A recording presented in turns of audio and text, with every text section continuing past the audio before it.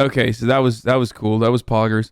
Let's look at some of the best tweets from 2021. This person, Spaghetti, apparently, who is a follower. 2021 was a good year for tweets. Gonna post a thread of some of my favorite. I know it's gonna seem like some of these are a joke, but I promise you they were tweeted in earnest, going chronologically. Started off 2021 with a liberal insurrection would have looked very different. We would have escorted the original Broadway cast of Hamilton into the galleries. They would have softly sang, "History has its eyes on you," as members of the GOP spewed their lies. That's pretty good. Who could forget? Ice cold feminist take. I love Bernie, I really do, but sir, emotional labor is not beneath you, not feeling it. Fucking pretend for 1 minute, like most women do every minute. Do you hear that sound? It's every screenwriter in the world whispering reverent fuck under their breath. Hashtag WandaVision. But what is grief if not love persevering? I remember this one. Oh God, this gave me chills. Oh God, this was so fucking cringe. God, liberals just are so incredibly lame, dude. It's wild how fucking lame they are. That's why so many of these conservative parody accounts oftentimes end up fooling people. Uh-oh. Oh, Anon, that performance of the opera was glorious. I see what you mean that modern music is degenerate and crass in contrast to the beauty of ancient arts. Oh, you have the same performance in vinyl at home? No, I have never made love to the Ride of the Valkyries. Yes!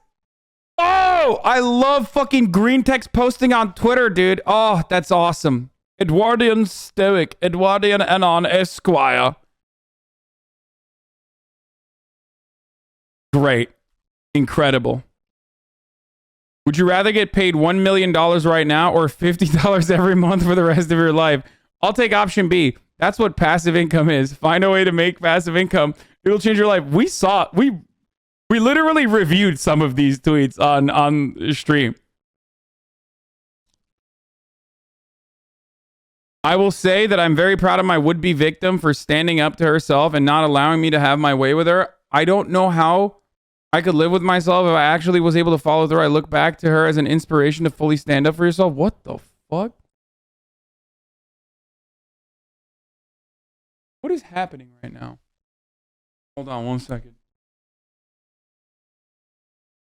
There's so much action in the Hasanabi household today, okay? You don't understand. There's just like, my dad's coming in and out. My mom is singing. You know, we got a lot going on today, okay, in the background. Okay. But they can be a visual feast, rattles around in my brain still. I don't really follow the plot when I watch a movie. I'm looking at the aesthetic, the vibe, the background, what the characters are saying to each other. Movies don't have the potential to change the way you look at the world like books do, but they can be a visual feast. This guy thought he fucking popped off on this one. This was great. Oh, this was awesome. Of course, Bethany Mandel made it. Related, how strange is it the progressive see scaring their children into wearing dirty bacteria-filled cloth on their face for 8 to 9 hours a day without complaint as evidence of their amazing parenting? We have multiple masks that we frequently wash. Our kids don't wear the same mask every day, lol. This mask is like this after 1 day. Yeah, you remember this one? Remember this one, dude? This one was a good one. This one, we participated in the pile-on this one. This was fucking awesome. When Marianne called the podcaster battalion to help in Afghanistan, this was awesome. This was absolutely awesome. Everyone, please do what you can today. We need troops at the airport and C-130s to evacuate as many women as possible, or it's going to be a massacre. Bum, bum, bum, bum, bum, bum, bum, bum.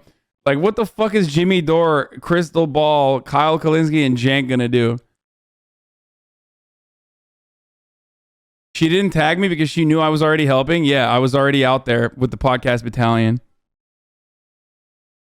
Sorry, not sorry. Not going to care about Afghanistan because I grew up with an alcoholic, psychologically abusive father in a constant state of distress and anxiety and worry about the future.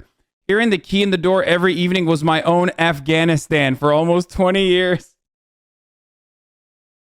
Yo, that was such a good one, dude. Yo, I love Twitter so much.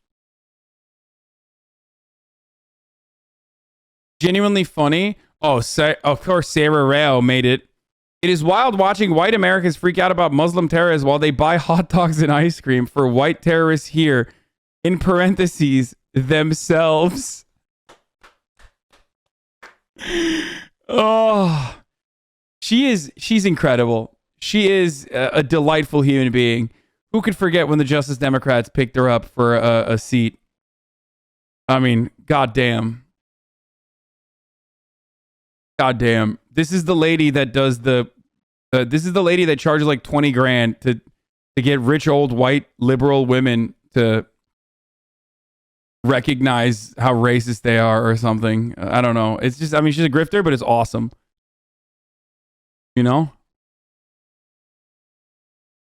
Is Glenn a leftist? He's gay in an interracial marriage, so yeah, probably more leftist than most people. That's identity, not ideology. It has more of an impact than going on Tucker Carlson. The ratio of times he's had gay sex to appearances on Fox is astronomical to the point where trying to define him by the latter is homophobic. I missed this one. It's maths. Simple as. I love saying simple as in the end of things. Simple as. Number 13. Today I helped out at Leamington Spa, hashtag vaccination center as an NHS volunteer steward. No! No!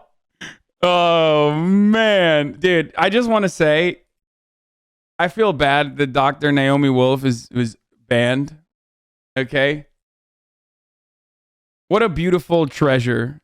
What a beautiful fucking treasure. Gone too soon. Just a fucking incredible poster, okay?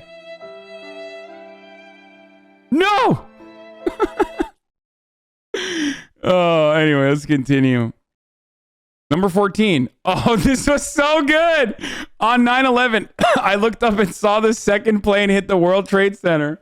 I can still feel the searing heat from the explosion. That day changed my entrepreneurial journey forever. Here is the story. A thread. And how many fucking... He did like a 20 tweet thread on this. You saw all of these. Half of these we've looked at and made fun of on stream throughout this year. Number 15, a tweet sent on the AP Planner about Saturday, September 11th being the anniversary of a Nickelback album was deleted. This tweet was in poor taste. That one's all right. Lucas Tomlinson says, so Navy fires offensive coordinator after losing to Air Force and starting season 02. Meanwhile, nobody has been fired over losing Afghanistan. Yo, that's great. He's right. That's fucked up. Maybe tweet of the year. Obviously, this is the tweet of the year. And this is probably also a controversy of the year as well for me and this community, which we will get to in a little bit. Okay. Nicki Minaj. My cousin in Trinidad won't get the vaccine because his friend got it and became impotent. His testicles became swollen. His friend was weeks away from getting married. Now the girl called off the wedding. So just pray on it and make sure you're comfortable with your decision, not bullied. This is one of the top, I think, because it, you know, one of the top. It certainly reached to this community heavily. It divided this community. It exposed me as a racist. The things that happened after that exposed me as a white supremacist racist, according to the Barbs, for my for my criticisms of Tucker Carlson, who is a white supremacist.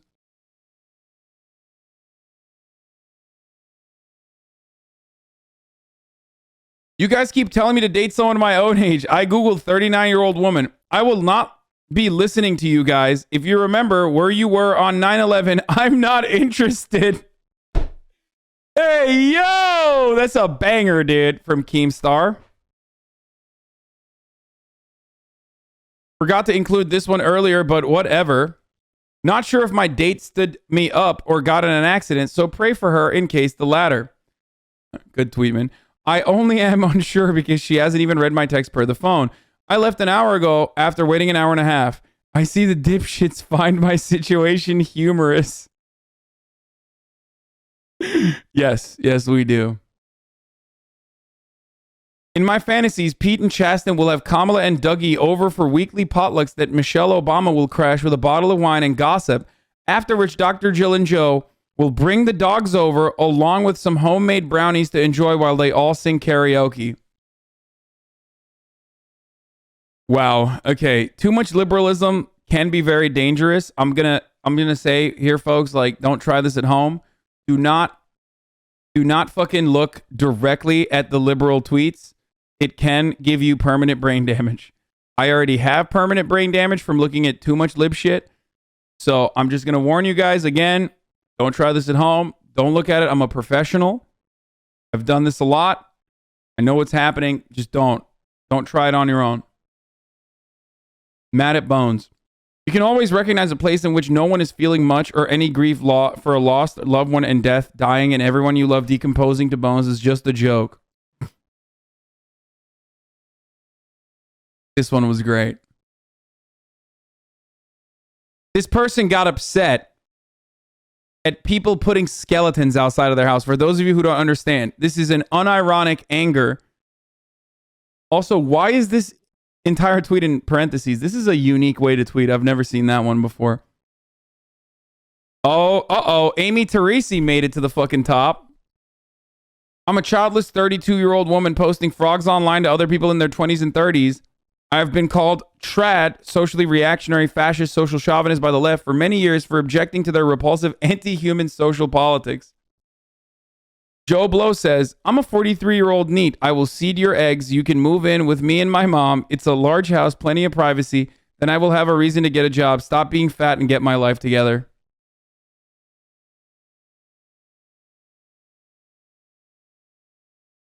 Average Amy Therese fan. I first awoke to the horrors of cancel culture when my ex-wife took out a restraining order against me. So apparently someone reposted a tweet of mine where I mentioned my ex-wife's restraining order against me.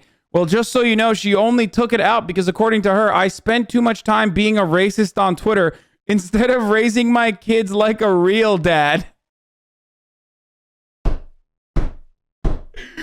That is even worse, bro. You did not have to do that. Why did you? That is brilliant. Brilliant. Attention celebrities and or models in the New York City area. Thinking about getting into NFTs? I'm free to chat over drinks next week during NFT NYC. You pay. DM me for bookings. All right, this kind of backfired. Only models that are DMing me are dudes. Guess I didn't specify. You pay. Bitch, aren't you rich? You have NFTs. I thought NFTs automatically mean you're rich. Eggshelves. My wife walked up to the... Oh, God, sad. Oh, here we go. My wife walked up to the server at our local cafe. This person was possibly transgender. She wanted to engage the individual, but was frozen in fear that she might use a pronoun that might offend. Therein lies the problem with this language policing. It takes perfectly natural social situations, and in the quest to not offend an extraordinarily small minority, who of course deserve to live fully dignified lives like anyone else, everyone is walking on eggshells. Oh, so good. So good. Possibly transgender. That's correct. Oh, Michael Tracy is the dude who got his phone taken and was forced to say Black Lives Matter to get it back, right? I'm just making sure. Michael Tracy says, that's correct.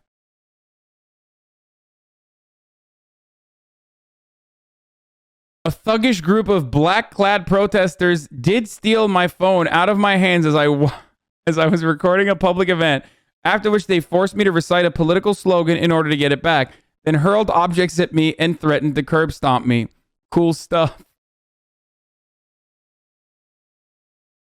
Bro, I love Michael Tracy. How can you hate him?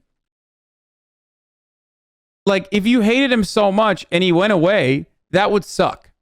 Okay, there are people where you're like, if they went away, it would be good. Okay, Keemstar is one of those people. If he just like stopped posting, that'd be tight, right? Because he's just like overall bad. He could be funny and he could be good, but he just chooses not to.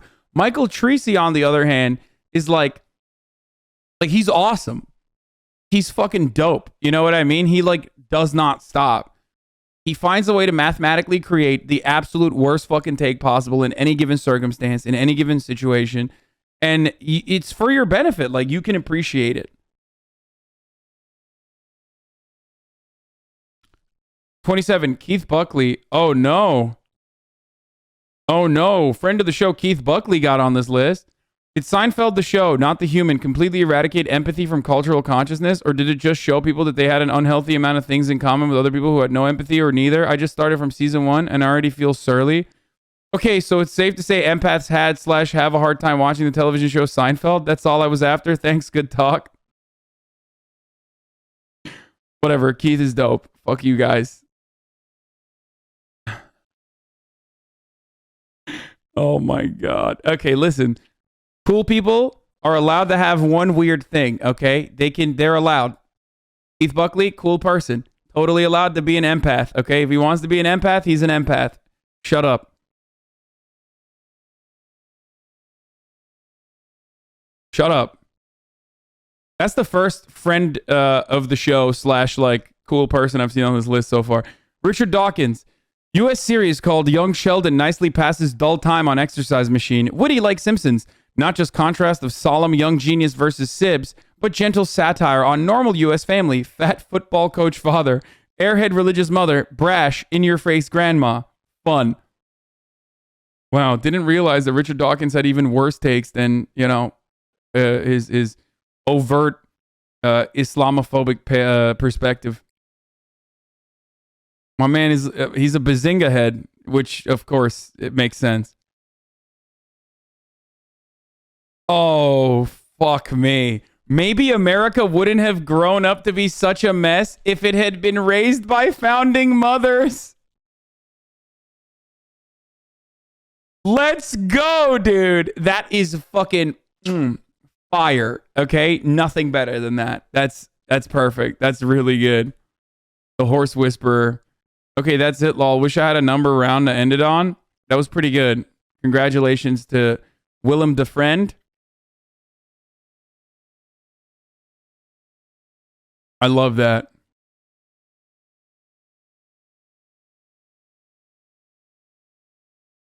Okay, how did this one not make the cut? Oh, I was wondering why so many in the radical left participate in speedrunning. The reason is that the left's lack of work ethic, go fast rather than do it right. And in a Petersonian sense, to elevate alternative sexual archetypes in the marketplace. Fastest Mario. This is a real fucking threat. Like this popped the fuck off. That was pretty good.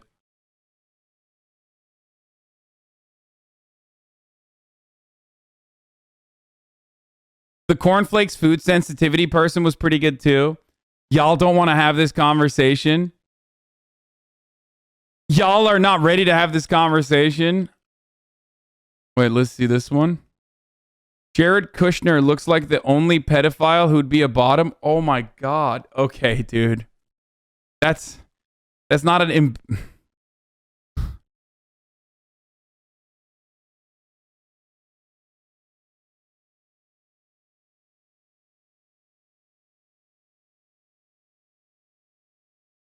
that was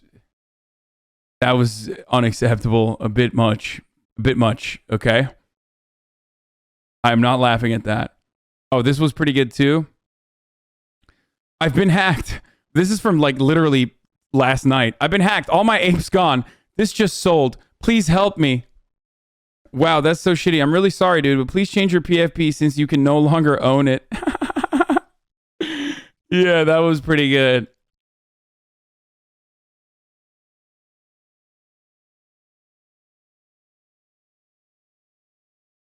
Here's my best tweet of the year. Okay, well, we already saw that one. Throughout 2021, I've been keeping a note on my phone of when one event, conversation, or format absolutely dominated my Twitter feed. Not meme formats on IG, not stories on Reddit, Twitter. Here's what took over Twitter in 2021. Okay, this is way too much, though. Oh, God, I gotta pee again. Have you covered Eve Barlow? No.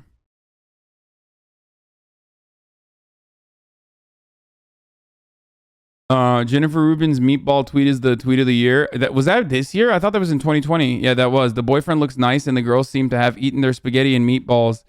This is 2020. The Chapo rendition, like the Broadway musical rendition of this tweet as like an A24 movie was actually pretty good.